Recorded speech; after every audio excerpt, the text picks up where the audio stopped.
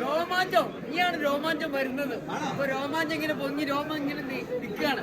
രോമം ഇങ്ങനെ കിടന്ന് പിടങ്ങി ലാലേട്ടന്റെ എൻട്രി എങ്ങനെ ഉണ്ടായിരുന്നു? ഇൻട്രോ അടിപൊളിയായിട്ടുണ്ട്.